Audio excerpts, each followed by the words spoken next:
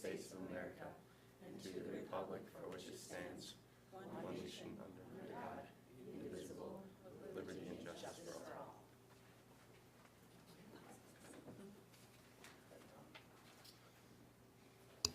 My mic is on. It seems like the school year has just started, but it's that time of year again where we are talking about the fall musical, so I want to welcome our guests. And is it Dave, are you introducing, or the? Okay. Yeah. Yep. So this is going to be a big one. Footloose, I think we're going to draw a great crowd. So it's always great to get a little introduction here. And Carrie Heisler, our choir director, and members of the cast to show us a little bit about what we all have in store. I'm Jamie Palbicki. I'm head directing the musical this year.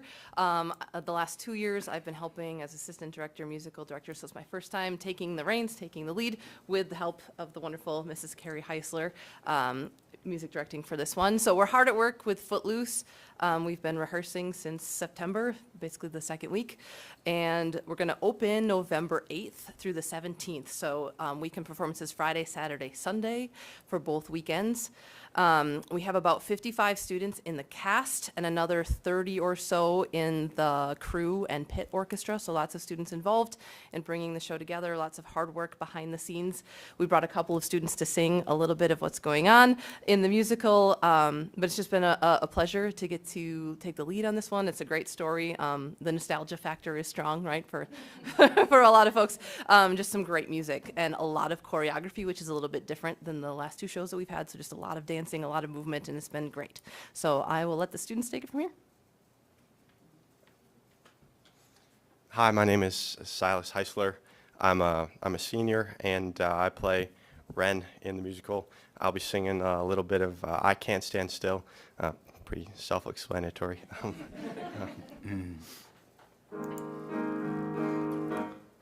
I never walk when I can run. I don't believe I ever could. People try to slow me down, saying, boy, you really should kick back and chill, but I can't stand still. I called the doctor, he said, son, I cannot offer you a pill, so I never found relief. Now I've got to move until I've had my fill.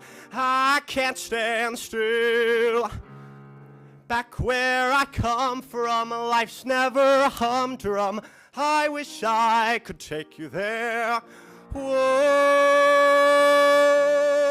we had the world at our feet. Life was sweet, ain't no doubt. Grab a seat, check it out. I'm trying hard to tone it down. Gotta watch my P's and Q's. Maybe look before I leap. And then I think, hey, what's the use? Ain't done it yet.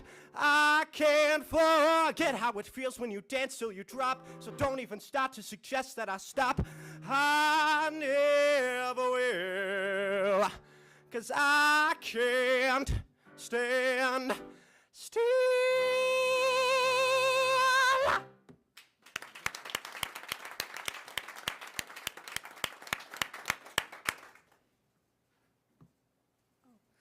Hi, my name. Pull it down. Okay. Hi, my name is Lauren Cromrie. I am a senior at Hudson High School, and I am playing the role of Rusty. Today I'll be singing part of Let's Hear It for the Boy. And Rusty's boyfriend Willard is just trying to learn how to dance during this song. So, yeah.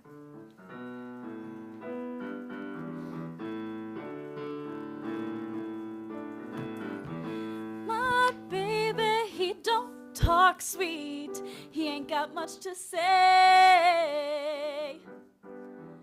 But he loves me, loves me, loves me. I know that he loves me anyway.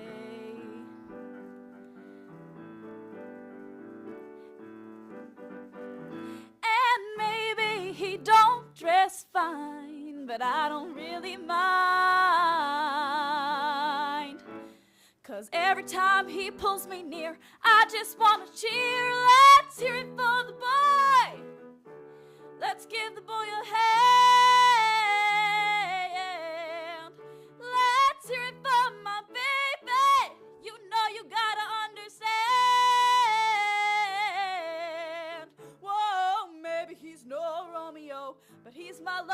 one-man show. Whoa, whoa, whoa, let's hear it for the boy. Oh, yeah, my baby may not be rich. He's watching every dime. But he loves me, loves me, loves me. We always have a real good time. And maybe he sings off key, but that's alright by me. Yeah, yeah. 'Cause what he does so well, makes me wanna yell. Let's hear it for the boy. Let's give the boy a hey, yeah, yeah, yeah, yeah. Let's hear it for my baby. You know you gotta understand. Whoa, maybe he's no Romeo, but he's my loving one-man show. Whoa, whoa, whoa, let's hear it for the boy.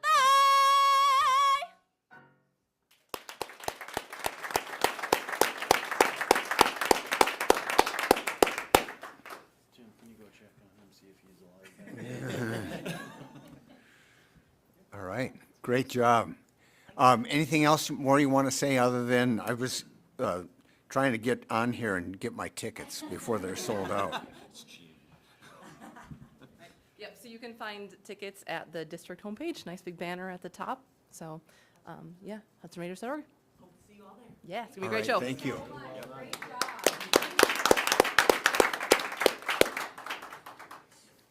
All right. Always enjoy them coming in, and they do such a wonderful job. So I'm sure they put a lot of work, time, and effort into it. Hopefully, the public will get out there and buy tickets. So that was the second and third weekends in November, November 8th to the 17th. Next up, we have some WASB recognition. I guess we have the regional meeting coming up, but prior to that, we would like to recognize Bob and Megan for advancing to next level recognition. Nick? Yeah, I think, let's see if I got this on. Okay. I think Bob is on level like 76, and no. Actually, you're going to be getting certificates at the WASDA, or not WASDA, WASB regional that is coming up, I believe, next Wednesday. We have, I think, 5 board members attending that, myself and Menominee. But this recognition is for training. So the more trainings that you attend as board members, they kind of keep track of that, and you meet the different levels. And so it was obviously just goes to show the amount of time outside of even board meetings that board members are putting in. So congratulations to both of you on that. So Yes, good job. Give them a hand. And people, I'm sure some folks know that this job does require more than just attending meetings and the preparation for those meetings, but getting the training, I think, has allowed us to get a much better understanding of the job. It's not like that whole first year is a real learning curve. I'm sure, Megan, you're our newest member, and you can attest to that. And I've been on, this is my 12th year, and I'm still not to level 5 yet, so it requires a lot of time. They have now webinars. They didn't have those when I first started 12 years ago, but a lot of opportunity to just learn more in depth, and I think we should get credit for just all the mailings we get too, but from WASB. And anyway, so good job, Bob and Megan. Now we have time in the meeting where we'd have citizens request to speak. Do we have anyone who asked? All right, seeing none, then I don't have to read that disclaimer that we usually do, and sometimes I forget, but all right, we'll just go into reports and turn it over to Dave first. All right, thank you very much, Jamie. Yeah, so we're excited tonight to share with you an update on CKLA, which is our elementary literacy curricular resource. Right now, we're implementing at grades 3-5. We'll be implementing K2 next year. So CKLA, the C and the K stands for core knowledge. Core knowledge is based on the concept that in order to read effectively, we need to have a basic understanding of the material we read. So if we think about as adults, we read more fluently, we comprehend more deeply if we have some knowledge of the subject matter that we're reading about. Same goes for kids, certainly. So CKLA helps build a core base of knowledge while teaching kids to read in something that's very aligned to the science of reading. As you know, last year we saw really great results with our K-2 learners in reading, as evidenced by our FastBridge results, best we've ever seen. And that is over the top of the fact that we've seen relatively flat results throughout our English growth. So we're really working hard to improve those results. We're very confident that our CKL implementation will help us in that effort. And with that, I'm going to turn it over to Laura Menarchuk, who's our Assistant Director of Teaching and Learning, and Jenna Weiland, Elementary Literacy Specialist.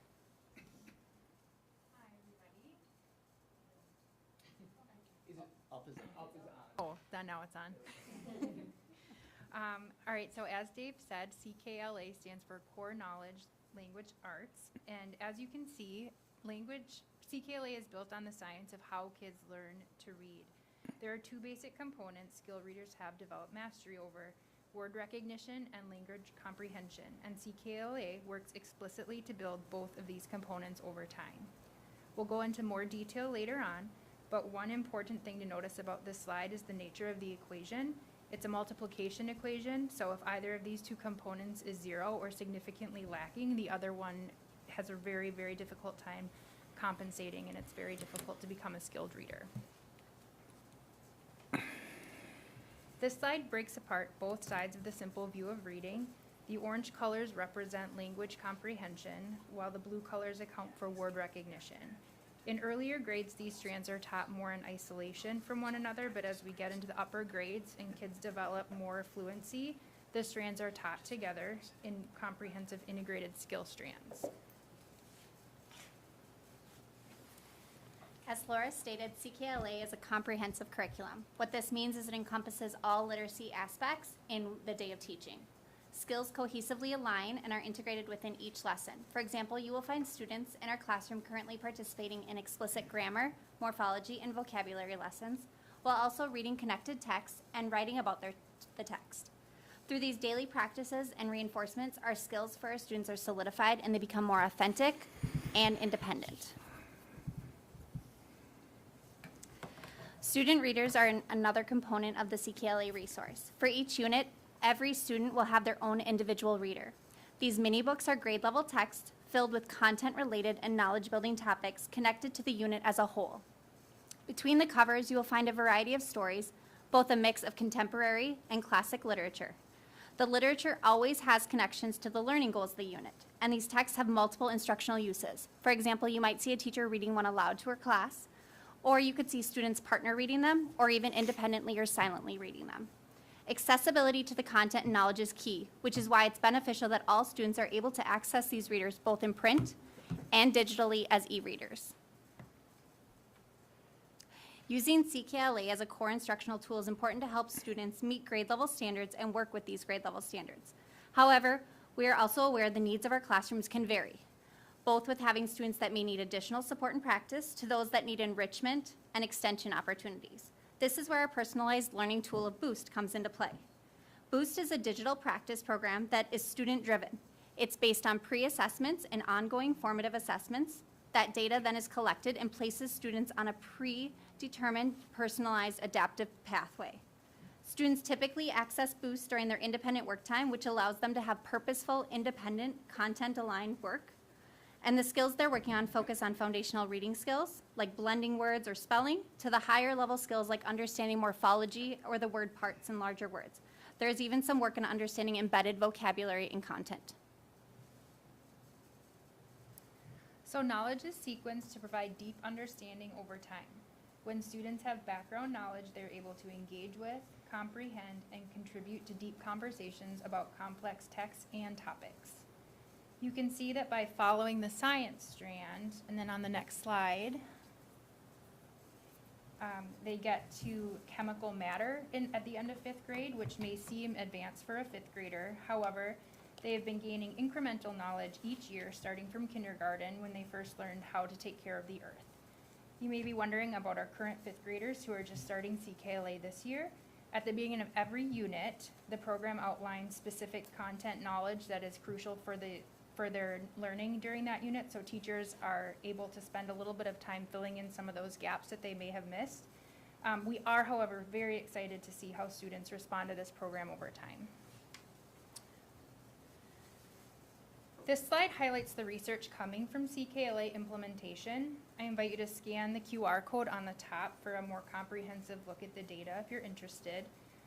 One thing that we'd like to highlight on this slide is that CKLA has positive outcomes for all students, but it also has amazing research indicating it closes the gaps for students coming from low-income families. So we're super excited to see how that comes to fruition. So Laura and I could talk all day about CKLA and all the great things we're seeing in the classroom, but we know from you guys who want to see that from the kids. Here it is. So.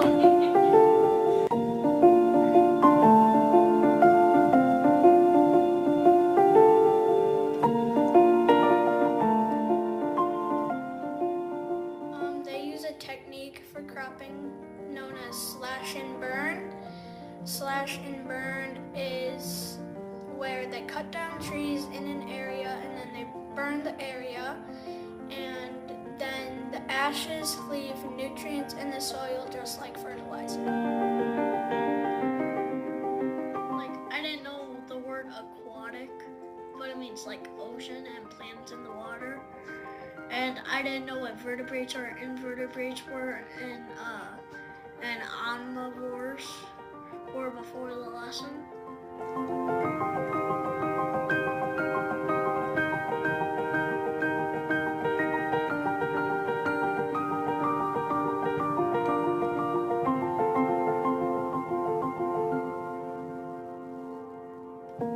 In CKLA, I'm writing a personal narrative about getting my dog. My writing has a topic, sentence, details, and ends with a conclusion. I really like all the writing we do in CKLA.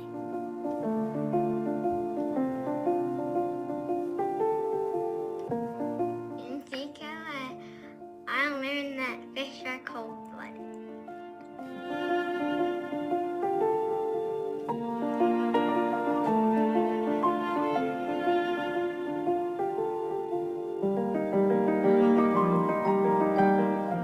My favorite thing about CKLA is the readers because they have a lot of descriptive words, and when I'm reading them, they make me think like I'm watching a movie.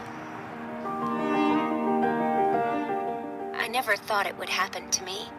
Before a polio vaccine was developed, I knew that polio killed or crippled thousands of people. I like the readers because it has very interesting stories, and I learned about somebody getting polio and their journey through it.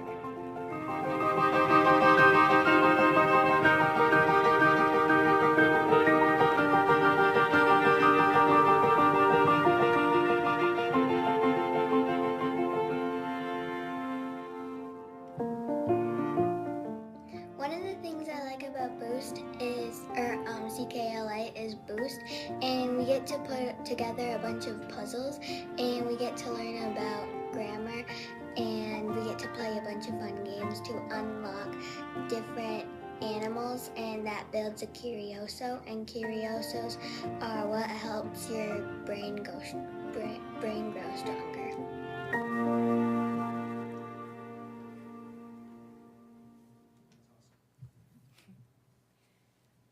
So we hope you've learned a little bit about CKLA, and we'd be happy to answer any questions that you might have. Mr. President? Yes, go ahead, Megan. So I have a fourth grader, so I've seen this in action, and she just finished up or is working on the Middle Ages unit, which has been fun to see. And there's spelling the vocabulary words, so she's studying for the spelling test, which I was kind of excited that there's a spelling test because I remember that. And she's begging to play Boost at home at night. She's like, please, can I just play Boost for a little bit instead of asking to watch TV? So far, it's been really awesome. That's awesome. Molly. Hey, thank you. I love this. It just reminds me or makes me think it's like an IEP in action for each kid. You know, like this is where you're at, and its ability to like tailor it directly to where they are and where you want them to go. One thing I was curious about, so if the kids are learning about chemicals or something like that, do they all start off with the same piece of information and read through it, and then from there it kind of is tailored to what they need to work on? Is that kind of how it works? Is that Yeah, so accurate to ask? Nope, that's fine. So the content, like for example, chemical matter, that's all at grade level. So all students are exposed to that at that grade level standard. Now, all teachers have access in their manuals of ways they can support students that maybe need more background information or more hands-on specific practices or ways to extend or enrich. Boost specifically, which is the real adaptive platform, that is more focused on the core ideas of vocabulary, phonics, encoding, things like that. So that's more where that differentiation falls in. That makes sense, to see where the Boost program and the teacher kind of interact. And I love it that young lady said she liked learning about grammar. I mean, holy cow, she could probably teach us some stuff. I don't remember anything. Thank you. All right. Anyone else? I want to thank you for your report. It sounds like it's making great progress. So we got firsthand testimonials from a parent here. So thank you. Thank you. All right. Next up, Nick is going to give us a construction update. I don't know if you're going to show us the video as well, or. Yeah, I can. You can pull it up there, Tim. Yeah, that's just kind of the flyover. This was. There wasn't no sound with this, right? Because when I played it, I didn't. No, there's have no any. dramatic music, but if you'd like me to hum, I could do something like that. No, and this is already an outdated shot because I was just checking the back cameras just now. The far east wall, so the back of the gym by the two trailers there, is now done. And they have put underground plumbing through the media center to connect under the building. That's all done. They've already started demoing the inside of the building, so they are moving along quite quickly. The goal is they're going to be starting to put a roof on it or steel on it second week, I think, in November. So it is going to move. It's going to move pretty quick now that we got everybody going and started. You can see it's all fenced off. But it's definitely a busy site. Again, this is from October 3rd, so almost, 2 weeks ago. And right now, it would look quite a bit different than that if we did another one. So we're going to, this is something that Mark and Johnson does for us at no additional cost or anything like that. We're going to have this done, I think, instead of once a month, we're going to try to have them do it about every 2 weeks so we can do some time-lapse stuff as well. So. As we continue to kind of move through the other projects, so we're on schedule. We're back on schedule with this project. The other two projects, North EP Rock and the middle school.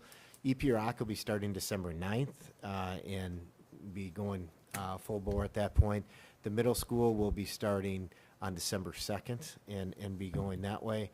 The one thing you will see, I think, is as early as this week, Bonnie, they're doing some utility work at EP Rock. And the entries and trees. Yes, sorry, not entries, but yes, they're going to be pulling down trees. We have a variety of trees that have to come down that are in the wrong spot, and then we have trees that didn't have to come down, but they're dead because they're ash trees. And so while they're there taking down some of the original trees, there's about 11 dead ash trees that have to come down. So. We are having them do that while they're there and getting that stuff done. So, but they're also removing some of the fencing, I think, on the north side of the entry drive there to get ready to run new water line along the north side of the building, EP Rock. The middle school really doesn't have much going on the outside. Probably won't see anything from the outside until next summer when they do some things with the district office entry and stuff like that. So, questions about construction and where we're at? Bob? With North Hudson, with the existing media center, that doesn't change until that stays in use until summer, is that correct? Yeah, probably end of spring is when it's when the new media center's open and we have to get occupancy, and then we'll start shifting things down in the new media center before we close the existing. So, yep. Dr. Molly. Thank you. Is there, I haven't looked at our, the Hudson Raider website. Is this on the website at all, and can Yep. we share it? Okay. Yep, this is on. Make sure. This is on the website, so if you go right, where was it at? Oh, is it under community? I thought this was on the website. Sorry to put I'll find it. But I know we had it on the website, so I'll make sure that it's easier to, if you click facility maintenance projects and the updates, and we'll add this most recent update and the projects, so, yep, And one more thing, yeah. The video's not there yet. We'll get the video linked. one more thing, Nick, when we had talked about having some student involvement with the project, Mhm. is that moving forward? Still working, right now, it's been just getting the project off the ground, but yeah, we will talk with Market and Johnson, especially as the middle school comes online, the two other projects come online, there'll be more opportunities for student involvement as far as internships and things along those lines. Absolutely. Thank you. All right, any other questions regarding construction? But we'll probably get a monthly report here as. And things actually, start at the work progressing. session coming up, Market and Johnson will be at the work session coming up. They'll be going through kind of their update, more in-depth update for you guys to be able to ask more detailed questions. I'm going to try to schedule here in the next week or so, if board members want to do kind of a walk and talk on site. You know, I will try to get that scheduled for late afternoon if that works best. Try to do it before they shut everything down and lock everything up, so. But, Yep, all right, just let us know when that can be arranged. okay. All right, next up under reports is referendum update. Yeah, apparently we're having a referendum on November 5th. No. Referendum update, we've had different community meetings. I would say our more successful meetings are when we tag on to an existing meeting. I think one of our best attended was the folks that stayed after our senior tech club. We had probably about 50 folks involved with that meeting. And they had good questions as we went through it. I had an opportunity to set up shop at the Y. I had about 20-some people come through there to stop and talk and to go over our referendum. I've talked with the Ministerial Association, met with them. We're setting up a meeting with Wintergreen Retirement Village. We've done a Rotary presentation. So just done a variety of different ones that are coming up. Like to lead off with our video a lot of times because it is the quickest way to get a lot of information out there about the situation we're in. But really, the bottom line comes to, just for those people that are watching, is we're looking at a $5 million reoccurring operational referendum. It's about 4 cents on the mill rate. So on a $500,000 house, it's about $20. On a $250,000 house, as we talked about at the board meeting, it's about $10, and that's not per month or per quarter. That's annual, what the cost is. And so, really, you know, people have asked, okay, what has been different about this referendum? You asked a year and a half ago. People said no. What have you done differently? You know, we surveyed the community after that referendum, and the feedback we got was, you need to make cuts before you ask us for more money. You need to work on getting rid of some of your facilities. And you need to try to par it down a little bit. And so since then, we've cut almost $2 million in staffing over the last year and a half, trying to reduce some things as we've had some decline in enrollment. We've also listed the district office for sale. We've had a couple of different interested parties, but nothing is totally formal offer yet. And then the UU property, we do have an offer on that and a contract on that. And we're just hopefully in the final stages of being able to execute that contract. There were some contingencies, as you guys are aware, as we went through that. So trying to live up to what they asked us to do after the last referendum. I think we're doing that, trying to have minimal impact on the taxpayers as we do this. But it's, you know, just want to remind people, November 5th, to get out and vote. Regardless of how you vote, we just want people to get out and exercise the right to vote. So. If you could, for the folks on the reoccurring revenue cap increase, basically, we do have a history of that going back, was it 1999 or 2001? It was right around there that we had that. And just because we seek the authority to raise the cap that much, that doesn't necessarily mean it always gets assessed. Yeah, it doesn't mean that you'll always use it. It just gives you the permission to use it if you'd like to use it. The last time we went for an operational referendum was 2001, or last time we passed one, 2001. You didn't actually start utilizing that full levy until 2022. And so there's 21 years of not needing to use it, but it was there in case you needed it. I'd like to say that you're going to have the same luxury with this one. I don't think that's going to be quite the case just because of the position we're in, because of the state funding. And people often ask why reoccurring versus non-reoccurring. You know, we tend to look at non-reoccurring referendums for projects or one-time expenditures or projects that we would do over multiple years. We're really talking about needing to supplement our budget with our ongoing expenses, and so that's why that reoccurring is, because these expenses are not going to go away for us. And so really need to look at that. We're not unique. We will be one of 149 school districts this year alone in the state of Wisconsin have gone for operational referendum out of 421. So over 85% of the school districts in the state currently operate using an operational referendum, just because of the inability for state aid to keep pace. And, the board had been looking at this since the last referendum that was at 8 million had failed. The feeling for not going for 8 million again, or, there are certain assumptions we're basing this on, one of which is, a continued loss of enrollment.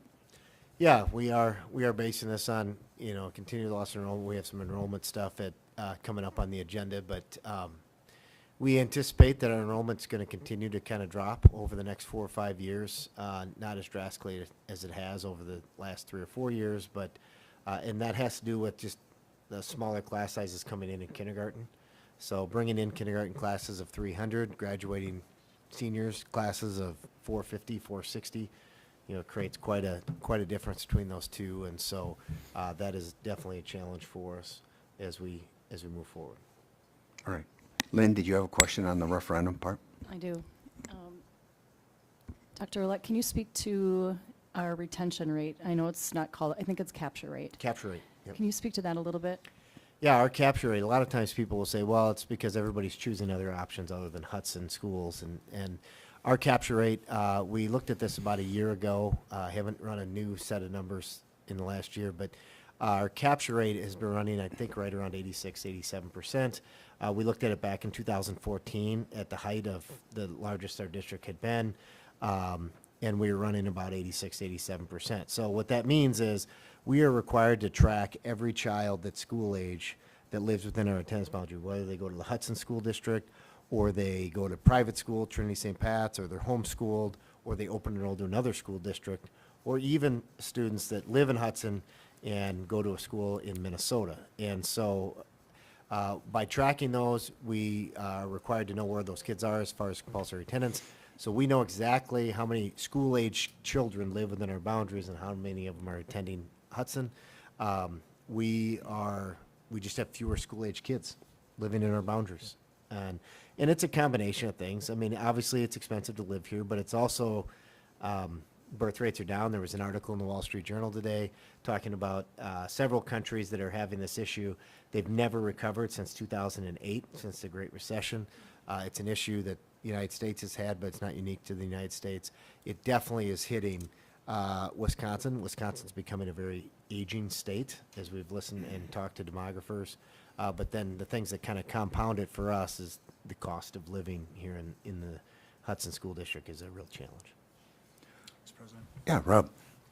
So Nick, would you say our capture rate is typical or average or as far as other Wisconsin school districts? What I have to go back on is, yes, I think we have a very high capture rate considering we have 2 parochial systems in our district. And I go back to the district before I got here used a demographer, I think her name was Hazel Reinhardt. And she was saying that, anything over 80% is pretty phenomenal, and we're sitting at about 86, 87%. And so we're sitting at a pretty high capture rate. And knowing that people have options, they have and our community being as affluent as it is, that usually provides more options for people, whether it be open enrollment, whether it be private school and things like that. So yes, we have a very high capture rate. And, we hope that folks see that, we have been trying to do those things that are within our control, like cut expenses where we can, reduce the district's footprint. But two things that we don't have a whole lot of control over, and that is folks having kids, birth rates, and so forth. So, but the other thing we don't have control over as well is what's happening down in Madison with state aid. And I think it bears repeating too just a little bit. It's somewhat of a broken record because we've seen this steady decline, in the dozen years that I've been on the board as far as how much the state helps. It's a very complicated formula, but for a property-rich district, Hudson, maybe, Nick, you can just elaborate on the decoupling, too, of the state aid with any kind of consumer price index or Yes. cost so, of living. Back in 2010, the legislature decoupled state aid from CPI. And if we would have just kept CPI increases, so just pure inflationary increases, nothing more, nothing less, we'd have about $2,200 more per pupil in the Hudson School District in our budget, which would equate to about $11.5 million larger budget. We're trying to make up about half of that with the operational referendum. And so, that's been a really big challenge. The other thing with the funding formula when it comes to property tax is because we are such what's considered a property-rich school district, every time we have a lot of property value go up and we don't increase in students, the state says, oh, it looks like you guys are very wealthy. You don't need as much aid. Put it on property tax owners. So just to give you some perspective, about 10 years ago when I got here, we were running about 2/3 state aid, about 1/3 property tax. And right now we're running about 1/3 state aid and about 2/3 property tax. So it's kind of juxtaposed as we work through it. Going back to Rob's question about the capture rate, I just pulled up the document. I guess I did update it this spring in '24. The total number of school-age children in our district, let's see here, pulling it up, is 4,900 students in our district. Or, total students in the boundary, 5,481. So 5,481. Back in 2014, we had 6,291.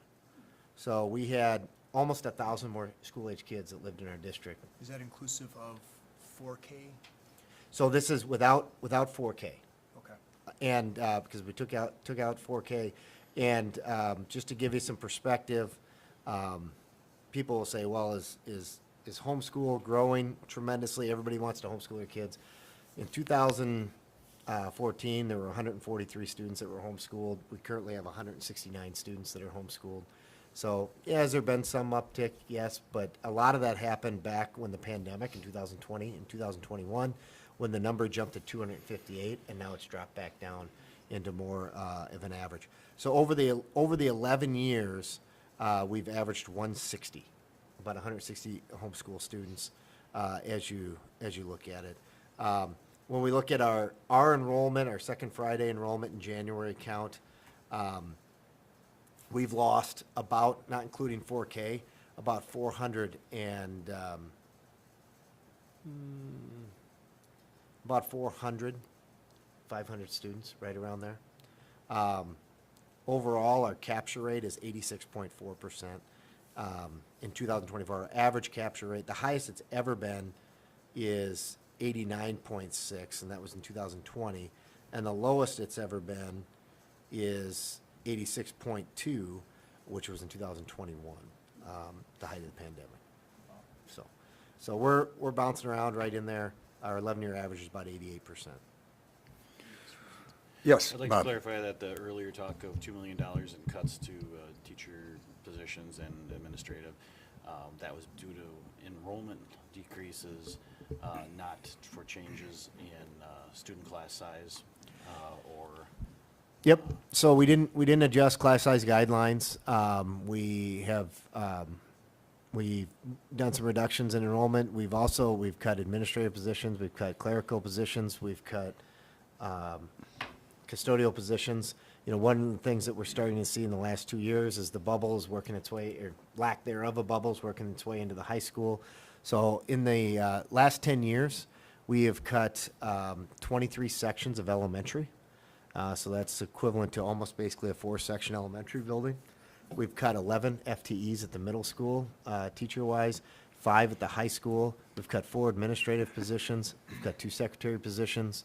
I'm not 100% sure how many custodians we've cut, but we've made cuts at a lot of different levels. And so it's not just teachers or it's not just administrators, but we try to make adjustments. But one of the challenges that we run into is, you know, if our enrollment is linear, our cuts aren't. They're more stair-stepped. And, you know, the example I tend to use with people is if we have 4 sections of 27 at Hudson Prairie in 4th grade last year, and this year there's 4 sections of 25 at Hudson Prairie in 4th grade, we don't have anything we can cut. You know, we can't combine into 3 sections. However, $100,000 worth of revenue essentially walks out of that budget in that area in those 4 classrooms. Not that we budget quite like that, but that's the equivalent of what it is. And so that's one of the challenges that we run into. So it's not just as easy as, well, can't you just cut your way out of this without having dramatic impacts on kids? Go ahead, Ron. So, question for clarification. So we talk about cuts, but how many of those reductions were through attrition? Mike? Oh. Yeah, I'm on. So, Tim, shut your mic down, I think. So, yeah. So the cuts, how many of those or how much of that was through attrition versus actually reduction? I would say not all of them have been through attrition. We have had to let people know that, you know, we're having to use our reduction in force language. Some of the administrative positions have been through attrition. Some of them have been, we're just letting you know that, you know, this position's gonna be eliminated, so they've gone out and looked at other positions and gotten other jobs, and then we don't fill it. But so I would not say 100% is attrition, but we try to use attrition whenever we can.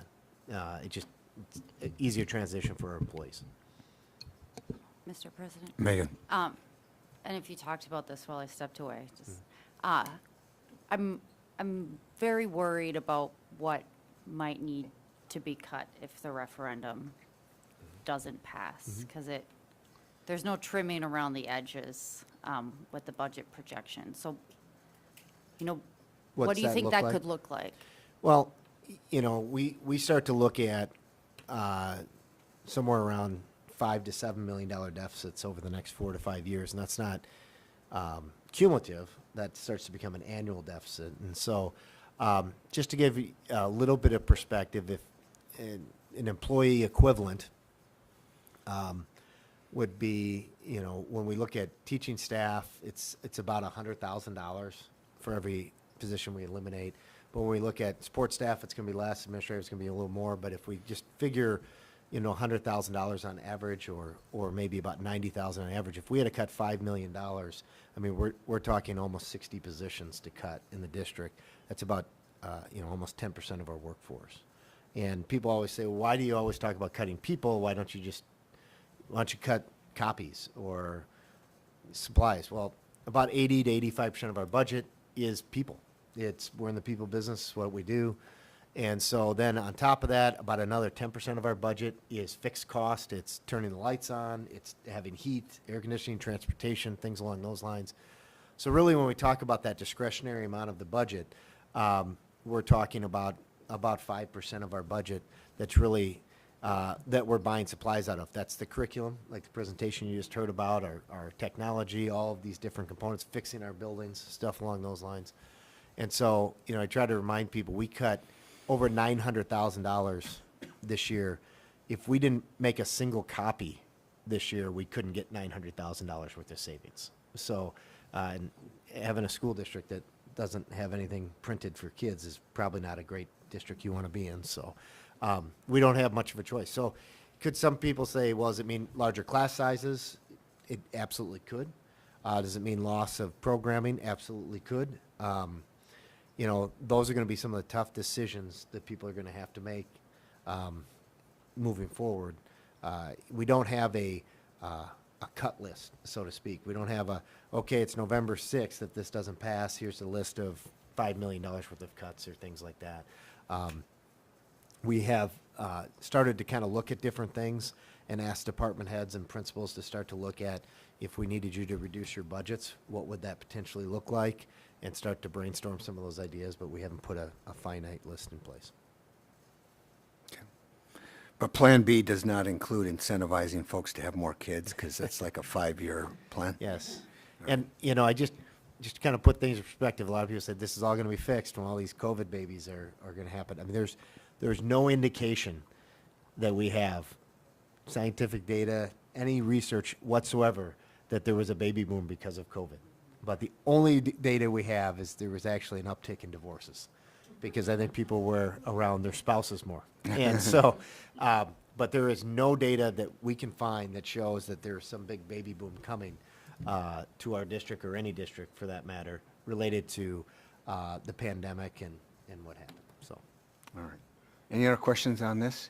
Otherwise, I guess we'll be talking about budget update soon after we talk about consent agenda, or vote on the consent agenda.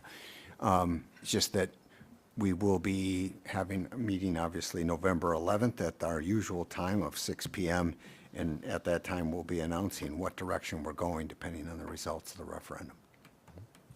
So with that, we'll turn to topics for discussion and possible action. Always first up is consent agenda. And I would entertain a motion for approval of expenditures. Mr. President, Yes, Rob. I move approval of the consent items, and that the Chief Financial and Operations Officer be authorized to pay bills in the amount of $2,282,840.86. Second. All right, we have a motion, a second. There is no discussion. All those in favor signify by saying aye. Aye. Those opposed say nay. The ayes have it, and it's passed. And some people ask, why don't you discuss the consent agenda? That's kind of the whole purpose of the consent agenda. This is stuff that we see every month. There are links for every board member to be able to, we do things like approve minutes, personnel changes, expenditures, this early college credit. So all of these things were part of the consent agenda, and anything can be pulled out. We've done that on occasion. To be able to discuss if discussion is necessary. So, but pretty much it's the minutia of running the district and without really making any big, broad policy changes. Next up is the 24-25 budget update, which we're into the 24-25 budget already. It just can't be formally approved and a mill rate set quite yet. We're on the eve of that. Is that right, Bonnie? We're getting close. So I did want to update, tomorrow is our big day. We get our equalization aid, so that will basically, it's the last piece of the pie. But we can update you on some things that we do know. We did get our finalized equalization. I'm on. Is he knocking? Is he knocking? I did hear a knock. I'm on. Hello? Oh, maybe I'm not close. So we do have our updated equalization property, so we do get an estimate, typically in August. We shared that with you. If you look, we do have some changes in some of our townships. So basically in August, the Department of Revenue establishes the property value. It goes to the townships, and I believe they have a chance to debate whether or not it's right. We had 2 townships that there were changes, St. Joseph and Town of Troy. But we are still right around that 7%, what we estimated previously. So we're getting closer to getting you a mill rate. Our September enrollment FTE count, so we were in our projection model, we were estimating a negative 150 students. We actually ended up at a negative 126, so that was good. And this is just kind of a breakdown. Summer school, we were down a couple from last year, and then our September FTE comparison. So that next link, the updated Baird forecast model, so what we did was took the model that we had shared with you previously, plugged in the negative 126 versus the 150, and just projected out where we would be. So not a dramatic change, but a little brighter future for us. by $300,000 when you get out to the 2029 school year. Bonnie, can you explain why it's only 5,000 in year one and? Sure, so it's only 5,000 because those students, it's a rolling 3-year average, so we only count 1/3 of those students. And then we also get an offsetting declining enrollment, so now we're not declining as much, so then that comes off. So although we did lose that 126, it really only equates to about a $5,000 difference. It's a complicated formula, but it's offset by, because we have such a large declining enrollment exemption. Any other questions? Basically, then we're at the next meeting, which is in 2 weeks, we will have the necessary data to be able to set the mill rate. Correct.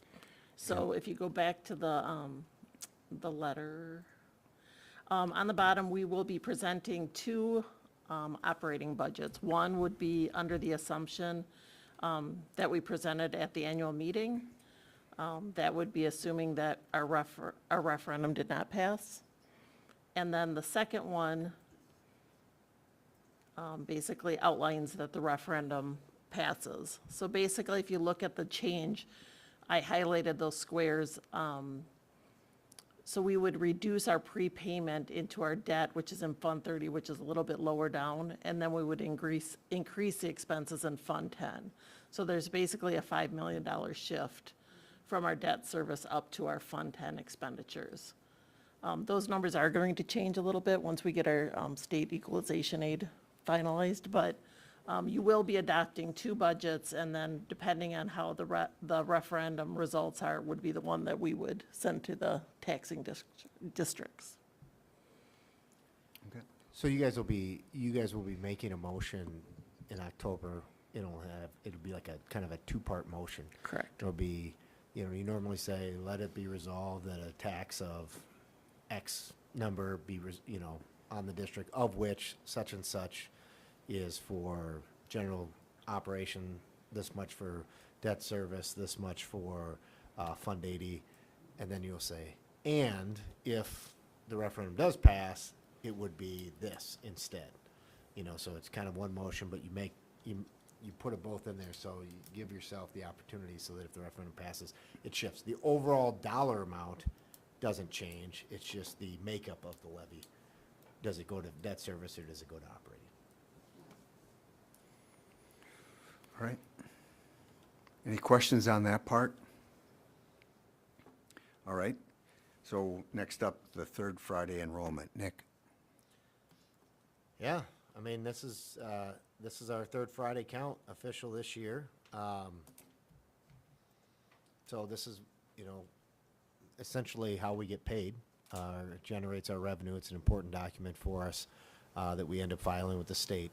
So a couple things to kind of draw your attention. You can see overall, including enrollment from January, it's about 141 student difference, and that includes our open enrollment out.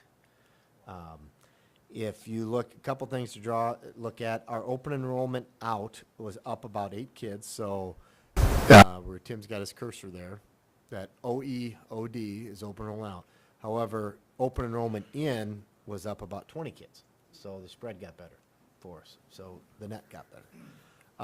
If you go down and you look at Trinity and St. Pat's and homeschool, you'll say, well, gosh, the homeschool numbers seem really off. Remember, this is from our 3rd Friday count, September. Homeschool count isn't required until what day?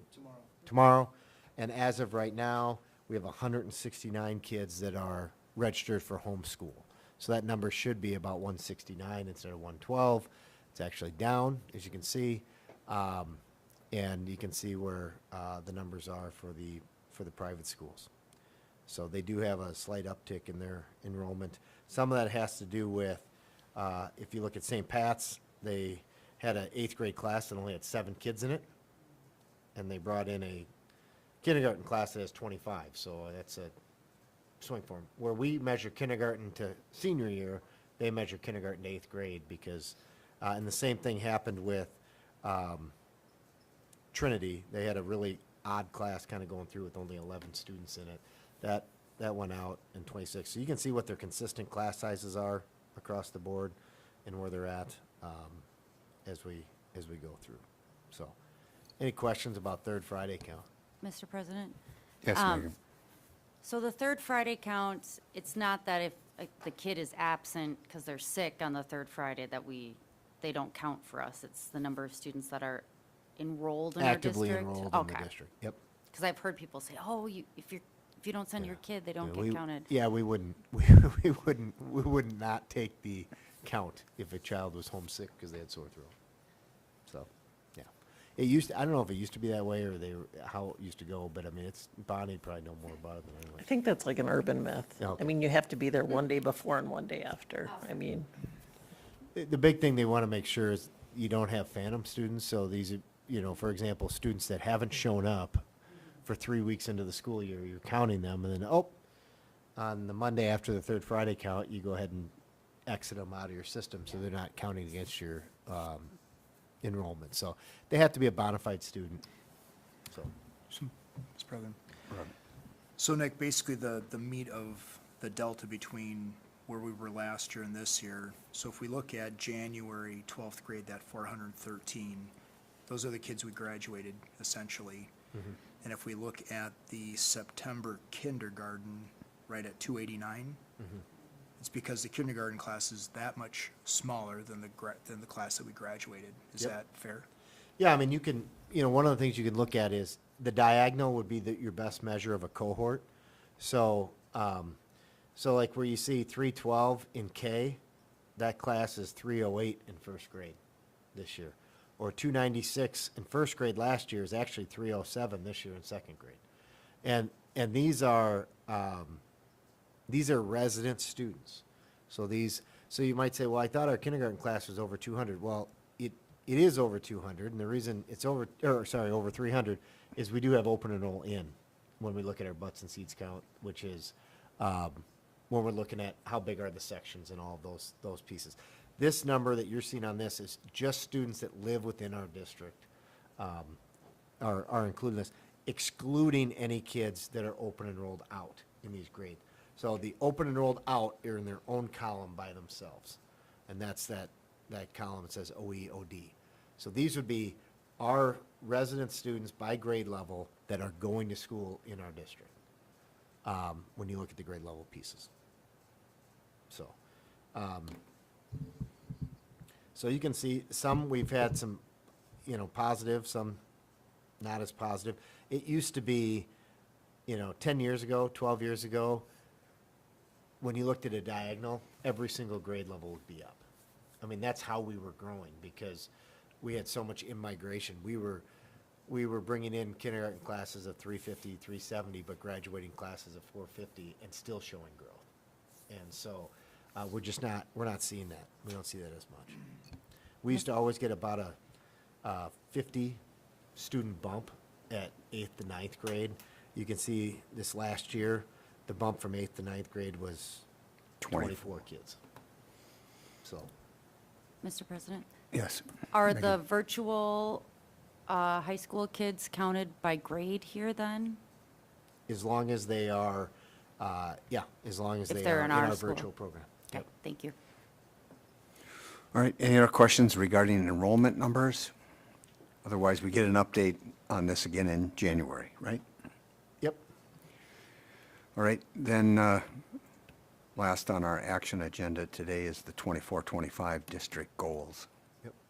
So we have district goals. We took feedback we got. I know there was some talk about should we go with 3 points versus 2 points increases on the student achievement. The one thing we don't have yet, we can't put on the sheet is the percentiles. That's something that'll be in the next month or so, when you say, Dave? About mid-November, we'll be able to get the percentiles on there. And why that becomes important is because sometimes people will look at that and go, oh my gosh, 60% of your kids proficient in reading. That doesn't seem like it's very good. 40% of the kids can't read. Well, it's not an accurate statement to say that 40% of the kids can't read. And so when you start to look at that, I mean, last year, when we looked at our percentiles, we were in the top, 8%, I think? We were in 92nd percentile. Yeah, overall achievement above 90. Above 90. And so as we continue to kind of look at some of these different things. So,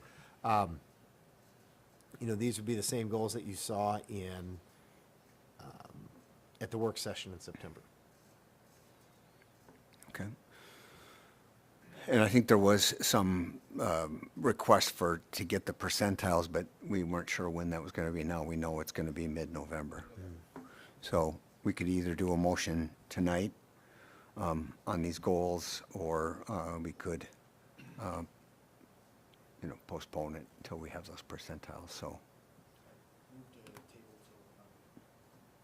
Okay. Is there a second? Second?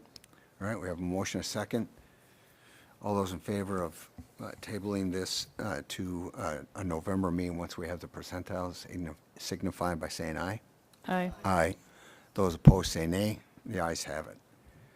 So the only thing that got passed tonight was the consent agenda, so. All You guys right. are like Congress. Yeah. Well, I will now entertain a motion regarding agenda item 6, which is going into closed session. Mr. President, I'd like to make a motion to convene into closed session pursuant to Wisconsin Statute 19.85, Parent 1, Parent F, to consider financial, medical, social, or personal histories or disciplinary data of specific persons, preliminary consideration of specific personnel problems, or the investigation of charges against specific persons, which, if discussed in public, would likely have a substantial adverse effect upon the reputation of any person referred to in such histories or data, or involved in such problems or investigations. Second. All right. We have a motion by Lynn, second by Bob. Roll call vote. Bauman? Aye. Brown? Aye. Powers? Aye. Robson? Aye. Rozowski? Aye. Johnson? Aye. The ayes have it. We will brief recess to allow them to take down the cameras and take out the microphones so we can be in closed session. Thank you.